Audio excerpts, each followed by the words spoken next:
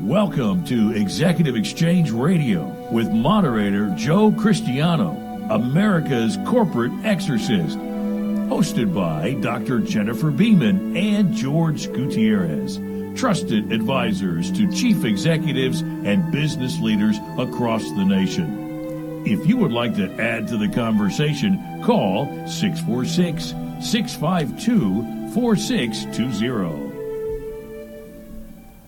Welcome, everyone, to Executive Exchange Radio. I'm your moderator, Joe Cristiano, and with us today we have George Gutierrez of the BMOC Group, together with Dr. Jennifer Beeman, and Command Sergeant Major Stephen Smith. Today's topic will be around management again, but this time we're going to take a different approach. We're going to talk about if management has a responsibility, or what the responsibility is to the community. Many companies make community involvement part of their culture.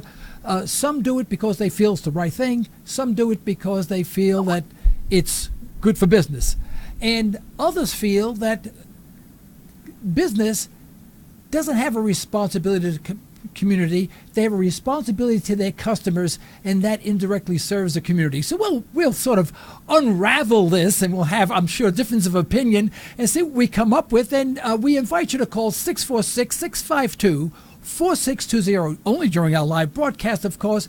And if you want to add your opinion, just press the one button and we'll let you through. Okay? Well, welcome, everyone, to this edition of Executive Exchange Radio. Now, we have two of you live, but Dr. Beeman, we have your picture up.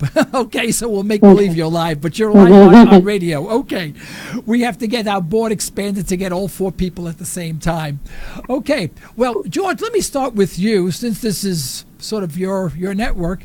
When you say management's responsibilities, or management and community, how do you define that, and what do you really mean?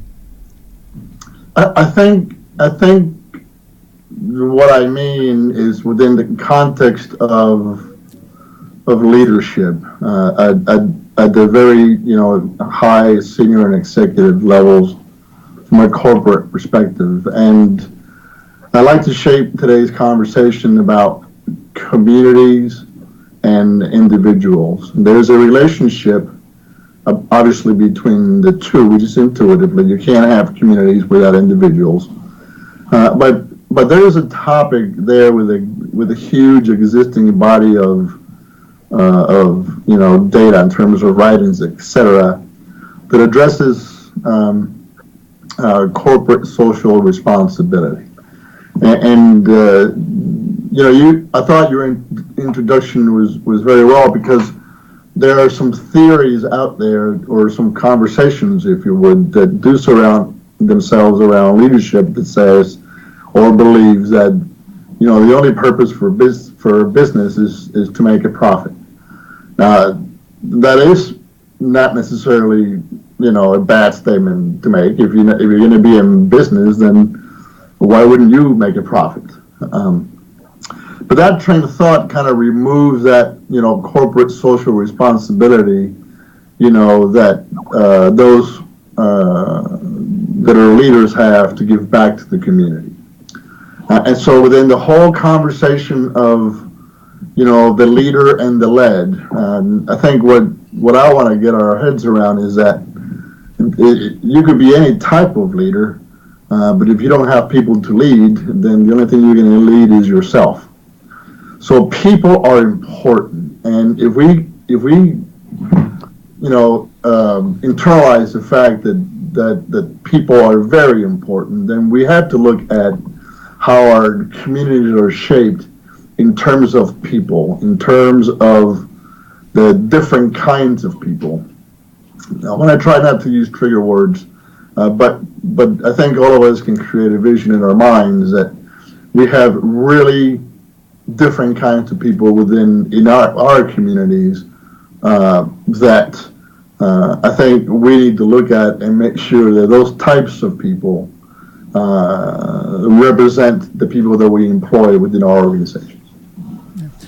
Dr. Beeman, what is your opinion, and adding on to that, how do you measure that? What's too much? What's too little? And it's like the Three Little Bears. How much is just right? Unfortunately, I'm unable to hear him. Uh-oh. Uh-oh. Can you hear me now? I can hear you, but I can't hear George. Oh, you can't hear George. Uh-oh. We got a problem. We have a problem, Houston. Is there a way we can fix that? She cannot hear George. She needs to get on the YouTube link. The YouTube link is playing right now. I'm watching it, and I can hear sound just fine. She just needs to get on another we computer. can hear George through the YouTube link, and you can't, so we don't know why. Correct. Okay. All right. Well, let's go ahead. Keep going. Hold on a second. Go ahead.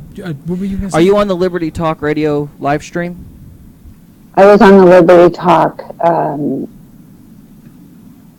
website. Okay, yeah. Don't go to the website. Go to the YouTube channel. Okay. Okay. All right. So we'll see you in a moment. Now, do you want me to get Stephen? just keep going. We'll get her on. Yeah. Stephen disappeared on me. Oh, okay. Yeah, got it. Okay, where is he? I don't see him.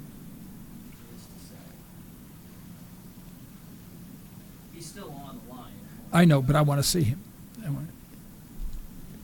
Why did he disappear? I can see you, sir. Okay, you can see me. You're a lucky guy. There you go. There you go. Okay, the same question to you, Steve. What's your opinion? And if you agree with Mr. Gutierrez, how do you measure it? How much is too much and too little? And how should you do that? What form is it taking? I do agree with George, but on a few caveats.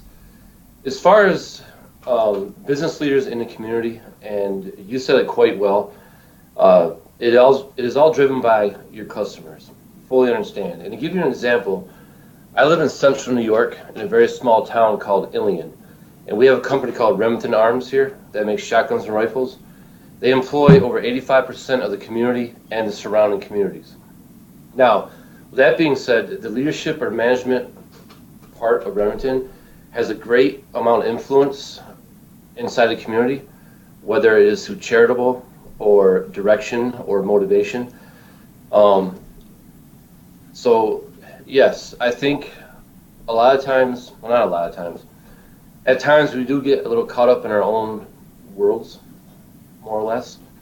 Yet it is still the responsibility of the leaders of the organizations inside these communities, whether large or small, to give back. Because without the people that are your employees, without your customers, you're not going to have a business. Right.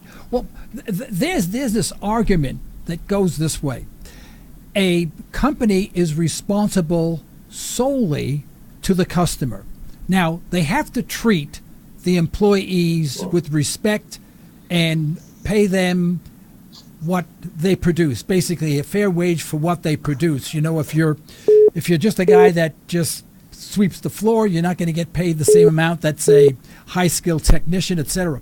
So, but once you fulfill that mission, haven't you fulfilled the mission of actually serving the community? Because your employees are the community, and that's where your focus should be.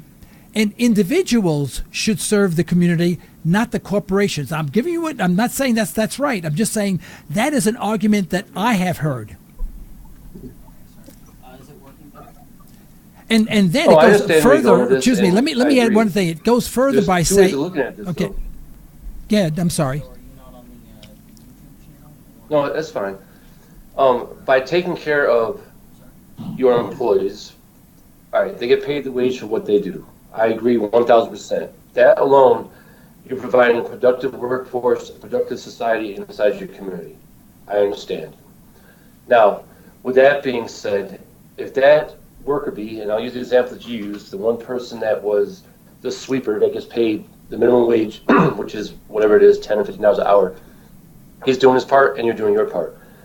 Yet, by leading by example, if you lead by example, you can make your community, showing that you can make your community better. Instead of going to work, coming home, open the door, go inside the house, close the door, watch the news, have dinner, and go to bed. I believe every part of the community, the old saying, it takes a village to raise a child, I truly believe in that. And if you lead from the front or lead by example, one, by taking care of your employees, then second, showing your employees that you care about the community that they live in, and hopefully you live in the same community. I just think it's a pay it forward type mentality. That's all. But I do agree with what you're saying. Yeah, okay. And I'm using, and George can vouch for this, the military mindset. Take care of the soldiers, soldiers take care of you. Kind of a two-way street. Well, George, what about that? I mean, here you have an argument can be made saying, hey, I treat my employees well who are part of the community. I pay them well, so that serves the community. I don't cheat anyone. And the money that we make, we reinvest in the business, which is indirectly investing back into the people of the community. If I take that money and hold a carnival or something like that, I'm actually taking away from the community, although it may appear as if that I'm doing more for the community. Yeah, so let's elevate this a notch or two. Let's look at it. Let's look at the conversation from a societal perspective. Okay, so we've used words such as leadership. I think Steve Smitty used the word duty. I think he also used a couple of trigger words in there. Taking care of people. And then, he said he believed in it takes a village. Now I'm going to disagree with the whole take a village thing because I'm just not going to agree with that one. And there's a whole bunch of reasons why. So let's look at it from a perspective. And then we also use the word organizations. So let's look at what organizations are and what they do. So within the construct of defining an organization, we can say that there's several. You got nonprofits, you got businesses that are for-profit, you've got government organizations, and you have civic/public organizations. So when you look at the different levels of organizations and types of leadership, I think everyone working in concert do have a responsibility, to give something back to the community, because and you do that under the pretext to whom much is given, then much is expected. So here's an example.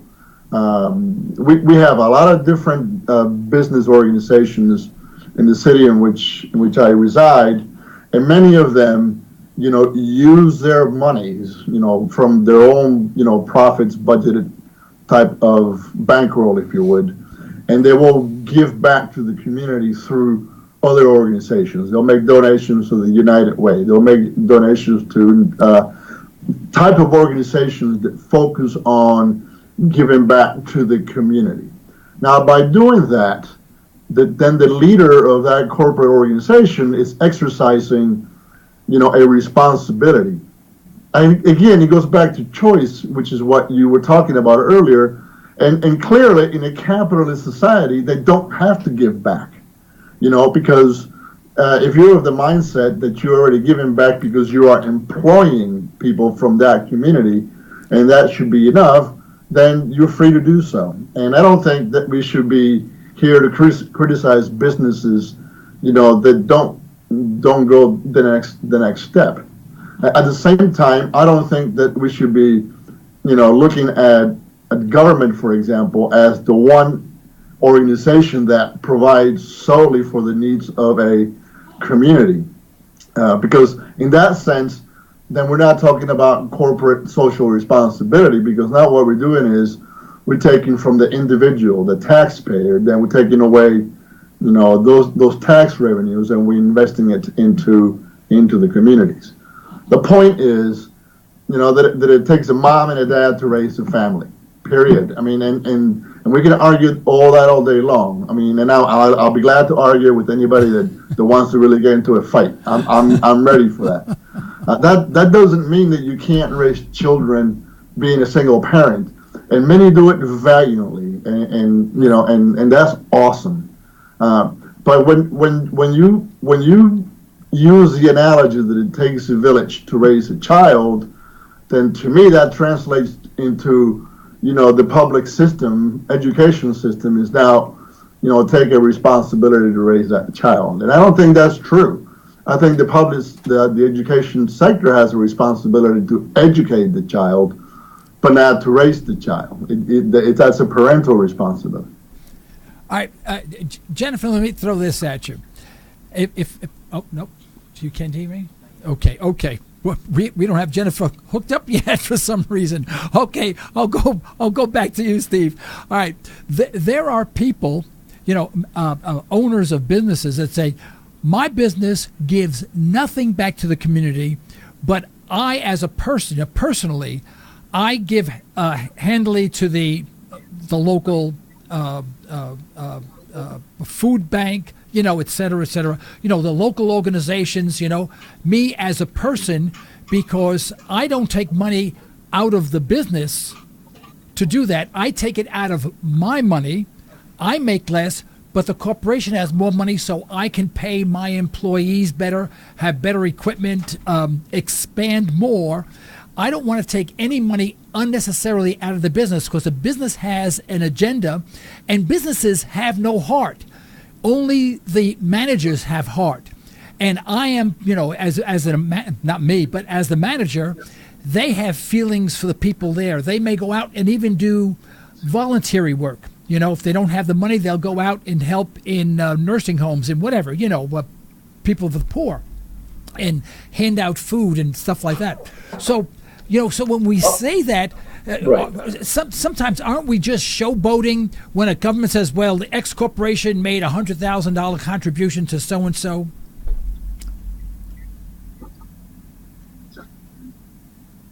So I'm not thinking showboating, Joe. I think that is a way of doing something. But I think we're talking about something even larger. So if you look at sustainability, how do we sustain, the businesses of the future? How do we sustain, the population growth, and how do we sustain,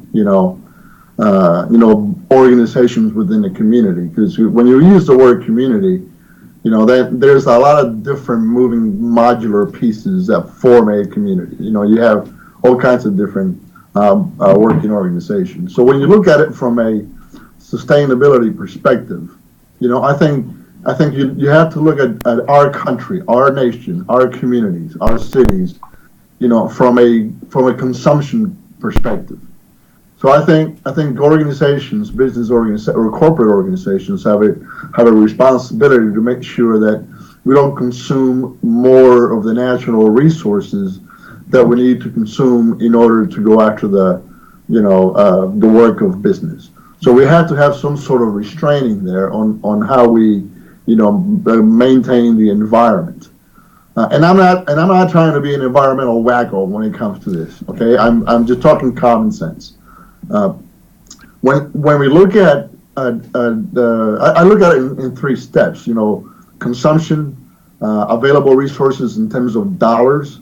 So then those available dollars an organization has, that they do have a responsibility, to manage those resources, first of all, internally, pay their employees, etc. But they can also have programs to where are targeted programs that help the community where needed, and they can do that by, like you said earlier, they can make a donation. I mean, we have a local company here, a car company, that the last year wrote a check for $10,000 as a donation, where we were trying to raise $1 million, and we did actually. We raised more than $1 million, but we had several businesses within the community that the best thing they could do is actually write a check, because they just couldn't, dedicate their labor force to go out and do something different. And then it's about people, and I think Steve really kind of put that together. It really is about people. So, and I like the way you put it. Organizations, they do not have feelings. Okay, they're just entities. But the people that are in it, so the leaders, the manager, the employees, when they wrap themselves around, giving back to the community, they can do wonders. We have several times throughout the year to where on Saturdays a bunch of different businesses get together, and they go to different rural areas, Right. And in some of the towns too, here in the Shenandoah Valley, and they'll come together for X number of hours, and they have things that they provide for those that are in need. Yeah. Yeah. I'll give you an example. I'll give you an example. We have a company that's actually out of, I think, North Carolina, and they're a huge poultry company, and every year they donate about 1,000 turkeys. So somebody goes and drives down there, they pick up a bunch of turkeys, bring it back to the community. So and those turkeys are divvied up, in different sectors, and then throughout the holiday season we deliver those turkeys, to people that are in need, such as homeless veterans or just people in general that are in need. That's one way of doing it, and another way that it's done. People know where to go, to get that type of assistance. Now, Dr. Jennifer, what about from the employee perspective? Let's take, for example, an employee who feels that maybe they should be paid a little bit more. I mean, they're not being cheated. They know that. They know that they're not underpaid so much, but they really wish they would make more. And the employee goes in and the company says, well, we only have so much money to allocate towards payroll, obviously, just like anything else. But the employee also knows that the company gave X number of dollars to certain charities. Have you ever come up with addressed that problem where the company had to justify giving to the charity and not to the employee, even if you feel that they deserved it?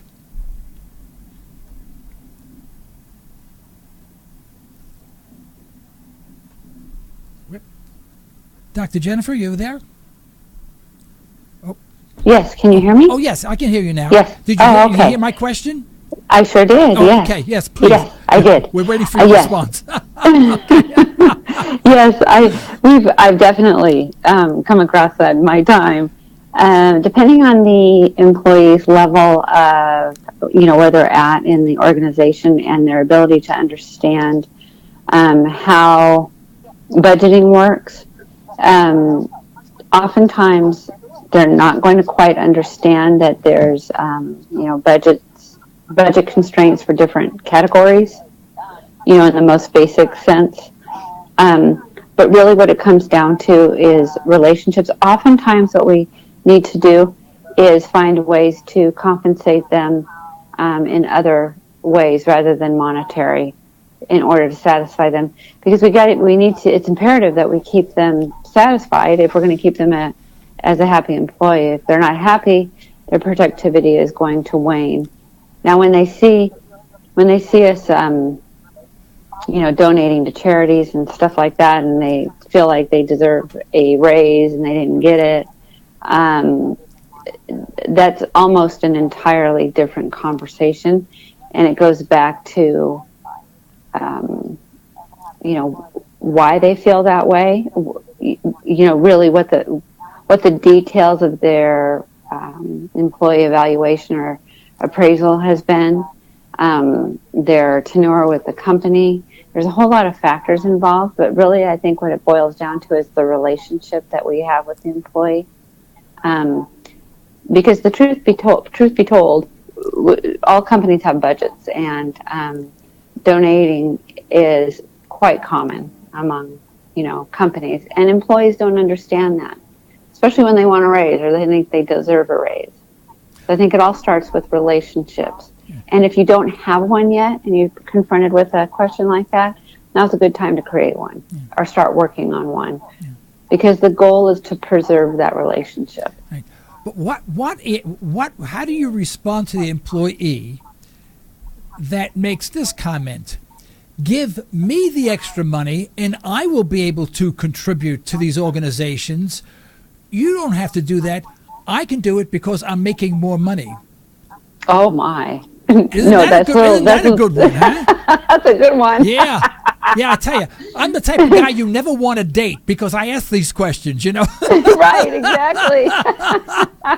You jump out of the car while going 60 miles an hour and say, I can't take this guy anymore. Okay. Those types of questions are totally and completely inappropriate. They're very, very inappropriate. And so to me, we reframe the direction of that conversation, because it is not about, give me the money and I'll donate it appropriately. That employee is totally out of line, and to me it goes far deeper than just the question. If they're asking that question, there's been signs that the question was coming up. There's maybe an attitude issue that we need to contend with. Okay, but let me rephrase it then. The employee says nothing, right? But in their own mind, they say, hey, I had an appraisal. I got a raise of, let's say, 50 cents an hour, and they thought they deserved 75 or $1, whatever the case may be. And they're saying, and yet they gave X number of dollars to these charities, and I got a raise less than I deserved, Now, they don't say anything. They'll never say anything, and I doubt they'll ever have this conversation, but they'll think that. Isn't that more detrimental to the organization as a whole than the goodwill that the government gets for making the charity? Oh, yes. Especially when the employee doesn't say anything, because they harbor those feelings, and it comes out in the quality of their work, and it comes out in the productivity of their work. Right. So your productivity may go down, right? Right, exactly. It may go down. So the company makes less money, which means they can contribute less, Right. So now I'm going to turn over to the sergeant here and see what he has to say. Sergeant, what do you have to say? Maybe I didn't articulate myself as well as I thought I did. First and foremost, I do not believe in a welfare society whatsoever. And I wasn't saying that the local corporations or companies are obligated to donate back to the community. What I was stating was, as far as if you take care of your soldiers, they'll take care of you. If you're involved in the community, it doesn't have to be a financial obligation. If you're involved in the community, you are on the school board, you are coaching Little League, along those lines. If you are active and going back to what George said, it doesn't take a village, he doesn't agree with that, and I respect that very much. When I say it takes a village to raise a child, I mean, like when I was a kid, if I was doing something wrong down the street, trust and believe, that person came out the house and took care of it. I think that the problem with that is you make me think of Hillary Clinton, and don't go there. Please don't go there. She ruined our military. Don't go there. But my point being is, as leaders, whether you come back from the military, like it took me 18 years to get out of my town, 25 years to come back. How I grew up in a small blue-collar town, coming from hardworking parents, both of them, me joining the military, going away, coming back, I felt I needed to get something back to the community. And it's not military, it's not money-wise, not monetary-wise, but to help another young man or woman that was in my situation to understand they can do something better. So I apologize. I guess I didn't articulate it correctly, because trust and believe, I do not believe in a welfare society. I believe you get paid for what you do. I believe in fiscal responsibility. If you have the means to donate to charities, God bless you, thank you, but it's not a mandate by any means. Yeah. I was going a different route, and I apologize. It's kind of so Steve, so let me reframe the question, because there is something that it's very much relatable that I'm very familiar with, and based on the work that I know you've done in the past few years. So Joe's talking about, and he posed the question to Dr. Beeman about, what about this person that feels this kind of way, and so how do you sort of address that? And Dr. Beeman goes back, and really talks about, performance reviews, etc. Now, one of the things that I do know, as a matter of fact, that you did and always continue to do very well when it comes to people when it comes, taking care of people, and this is very much relatable to the work environment, is that you followed to the T a good counseling program. Now, it's not necessarily a performance review, but can you explain to me or to the listeners how that monthly counseling program works, to where you actually, you have middle managers actually once a month meet with the individual worker and talked about their goals? How did that work?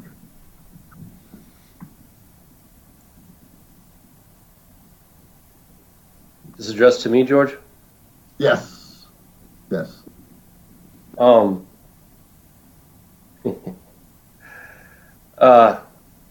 I was taught by the best when it comes to counseling. And I also learned a very valuable lesson as a young non-commissioned officer in the Army.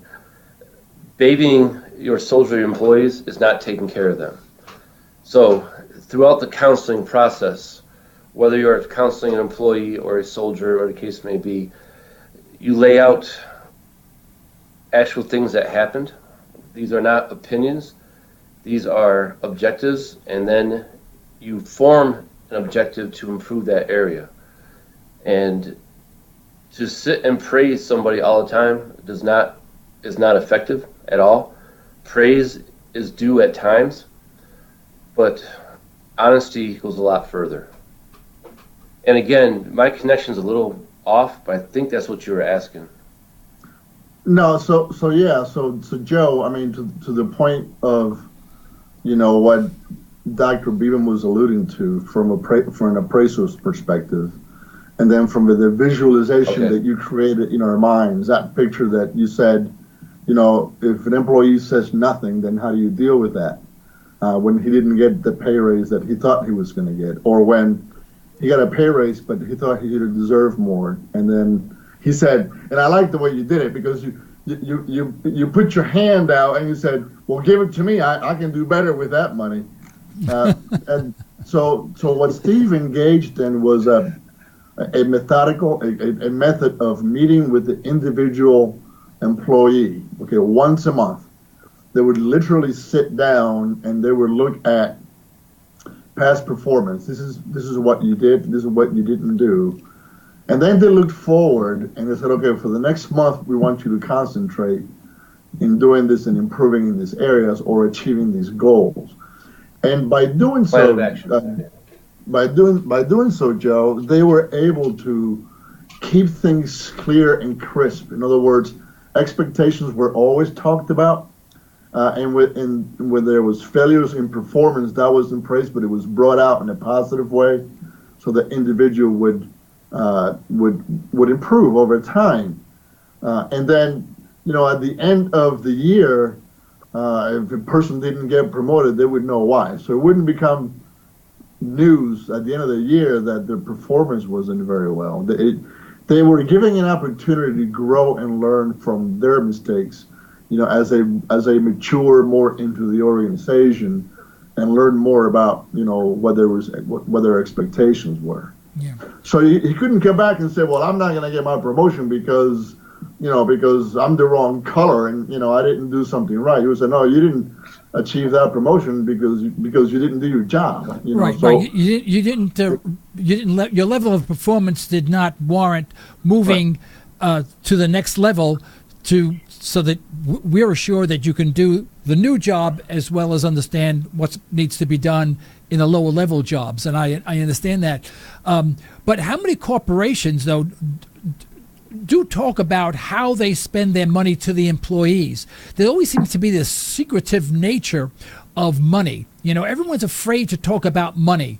And they shouldn't be, in my opinion. They should say, look, this company dedicates X number of dollars a year, which equates to what percent of our revenue, which could be divvied up to everyone else, but we give it to charity, and you can say it's on your behalf if you want, and that's fine, But how many corporations actually do that and explain to the employees how the company spends their money so that when they're given a raise or an appraisal and hopefully with some sort of remuneration attached to it, that they understand better what they are receiving?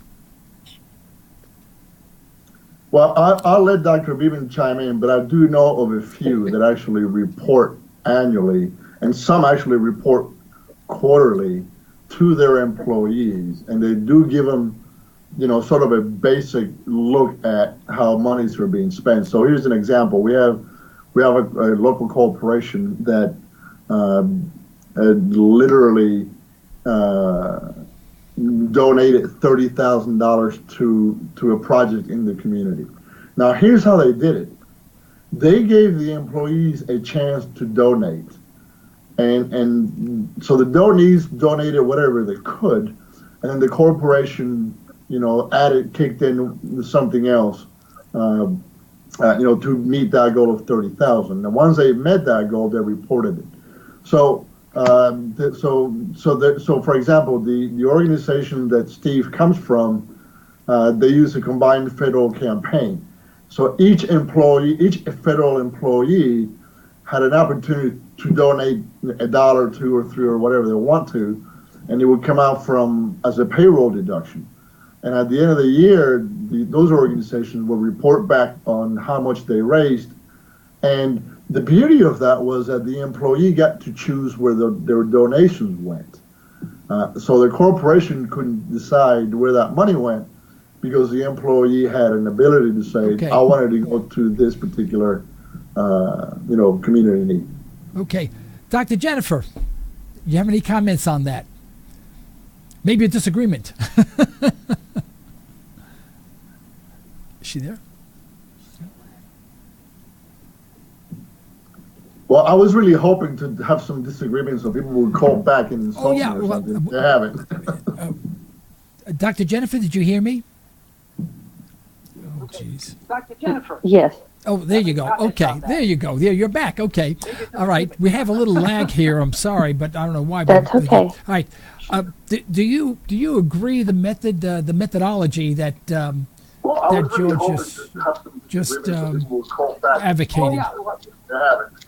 I believe that it depends on the organization. Can you hear me? Yes, I can. Yes. Okay. A little lag here. I'm sorry. That's okay.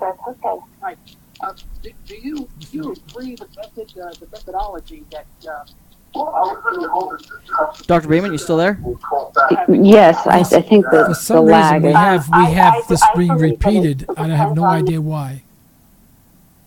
Okay, I think we're okay. We're clear now. Go ahead, Jennifer. That's okay. Okay. Do you agree the methodology that? I think it's dependent on the organization. I don't believe that it's always necessary for employees to know how much is donated.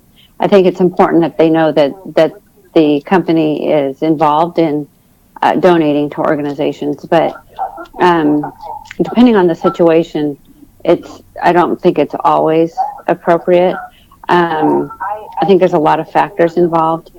The level of cohesiveness, the type of organization, if it's factory level workers and they're aware of how much is being donated, it might create more tension than it's worth.